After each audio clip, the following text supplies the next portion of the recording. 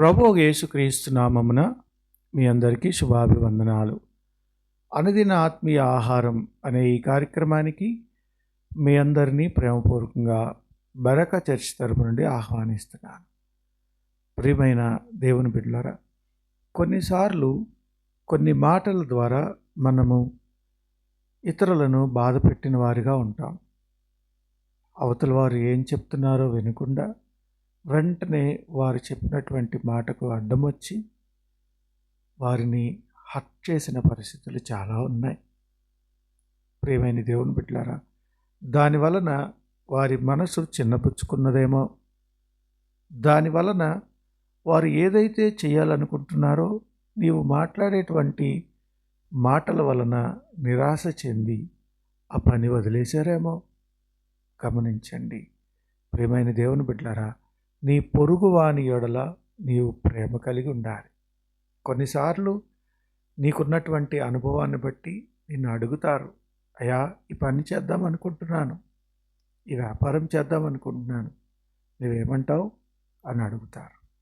నీకు అది గనక నష్టం అని అనిపిస్తే దాని గురించి జాగ్రత్తగా వివరించి చెప్పాలి.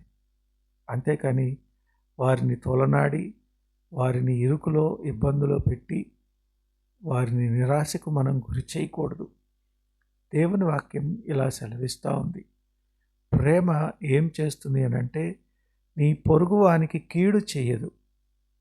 కాబట్టి ఎప్పుడైతే నీవు నీ పొరుగువాని ఎడల ప్రేమగా ఉంటావో వారితో చక్కగా మాట్లాడాలి. చూడండి, రోమీయులకు రాసినటువంటి పత్రిక 13వ అధ్యాయం 10వ వచనం చదువుతున్నాను. ప్రేమ పొరుగువానికి కీడు చేయదు గనుక ప్రేమ కలిగి ఉండుట ధర్మశాస్త్రమును నెరవేర్చుటయే.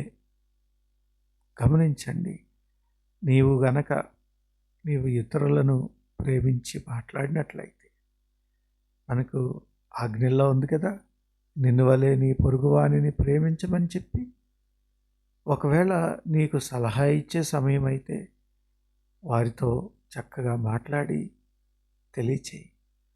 ఒకవేళ వారు తప్పులో ఉన్నట్లయితే, వారు దేవునికి దూరంగా ఉన్నట్లయితే వారిని దగ్గరికి పిలిచి చక్కగా మాట్లాడి వారికి విషయాన్ని తెలియజేయి. అప్పటికీ మాట వినకపోతే నీవు గద్దించు, దేవుని మాట చేత ప్రేమతో గద్దించు. ప్రియమైన దేవుని బిడ్డలారా, ఎఫ్సీలకు రాసినటువంటి పత్రిక 4:32లో ఇలా ఉంది. ఒకని ఎడల ఒకడు దయ కలిగి కరుణాహృదయులై క్రీస్తు యేసునందు దేవుడు మిమ్మల్ని క్షమించిన ప్రకారము మీరును ఒకరినొకరు క్షమించుడి. దేవుని వాక్యం చాలా స్పష్టంగా తెలియజేస్తాం. ఇప్పటికే దేవుడు మనం ఎన్నోసార్లు ఆయనకి ఇష్టం లేనప్పుడు, ఆయనకి ఇష్టం లేని పనులు చేసినప్పుడు, మన జీవితంలో ఇష్టానుసారంగా తిరిగినప్పుడు ఆయన కరుణతో, ఆయన దయగలిగిన వాడై మనల్ని క్షమించినాడు. ఎలాగూ దేవుడు మనల్ని క్షమించాడో నీ యందు, నీ పొరుగువారి యందు కూడా నీవు క్షమించమని బైబిల్ చెప్తా ఉంది. అంతేగాని ప్రతి మాటకు మనం వారిని తోలనాడొద్దు. వారు చెప్పేది శ్రద్ధగా విందాం. నీకు నచ్చినా నచ్చకపోయినా ఆ సమయంలో నీవు వారికి తగినటువంటి సహాయం చేయి, మాట సహాయం చేయి, దయగలిగి ఉండు, కరుణ కలిగి ఉండు. దేవుడు నిన్ను ఆశీర్వదిస్తాడు. అనేక మార్లు ఎవ్వరికి చెప్పుకోలేక చాలామంది బాధలు పడేవాళ్ళు ఉన్నారు.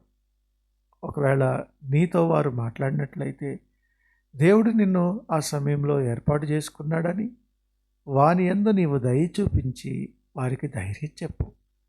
దేవుడు నిన్ను దీవిస్తాడు. అంతేకాదు, నీ వలన నీ ఎదుటివారు ఎటువంటి నిరాశలో నిస్పృహలో ఉన్నారో వారిని కూడా దేవుడు బయటకు తీసుకొని వస్తాడు. ప్రియమైన దేవుని బిడ్డలారా, మన దేవుడు మనతో ఉన్నాడు. ఆయన చూపించినటువంటి కృపను బట్టి ఈరోజు మనం ఉన్నతమైన స్థితిలో ఉన్నాం. కాబట్టి మన తోటి వారిని మనం ప్రేమించుదాం. దేవుడు అటువంటి గొప్ప కృప మనకు దయచేయునుగాక. ఆమేన్. తలలు వంచండి, చిన్న ప్రార్థన చేద్దాం.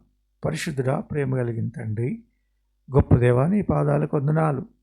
జీవం కలిగిన దేవా, సర్వోన్నతుడా, సర్వశక్తిమంతుడా, నీకే వందనాలు. నాయనా, వాక్యం సెలవిచ్చినట్లు ఒకరి ఎడల ఒకరు దయ కలిగి, కరుణ కలిగి, ప్రేమ కలిగి ఉండటానికి సహాయం చేయండి. ఈ లోకంలో నాయన ఏ ఇద్దరి మధ్య సరైనటువంటి సంబంధం లేని పరిస్థితులు ఉన్నాయి. కుటుంబాలు విచ్ఛిన్నమైపోయిన పరిస్థితులు, సంఘాలు విచ్ఛిన్నమైనటువంటి పరిస్థితులు. కానీ నీ కృపను బట్టి ఇకపై మేము అలా ఉండకుండా నాయన, మేము ఒకరి ఎడల ఒకళ్ళ ప్రేమ కలిగి ఉండటానికి సహాయం చేయండి. ఈ వాక్యం వింటున్న నీ బిడ్డలందరినీ మీరు ఆశీర్వదించమని యేసయ్య పరిశుద్ధ నామమున ప్రార్థన చేసి వేడుకొంచున్నాం తండ్రి. ఆమేన్. ఇప్పుడు మన తండ్రి అయిన దేవుని ప్రేమ, కుమారుని యొక్క సహవాసము, పరిశుద్ధాత్మ తోడు సదాకాలం మనకు తోడుగా ఉండి నడిపించి ఆశీర్వదించి కాపాడునుగాక. ఆమేన్. ప్రియమైన దేవుని బిడ్డలారా, ఈ వాక్యం మీకు నచ్చినట్లయితే అనుదిన ఆత్మీయ ఆహారం అనే ఈ ఛానల్ను సబ్స్క్రైబ్ చేయండి. మీ ఫ్రెండ్స్ అందరికీ షేర్ చేయండి. అంతేకాదు, మీ ప్రార్థన అవసరతలు తెలియచేయండి. ఈ క్రింది నంబర్కు మీకోసం మేమందరం ప్రార్థన చేస్తాం. Thank you.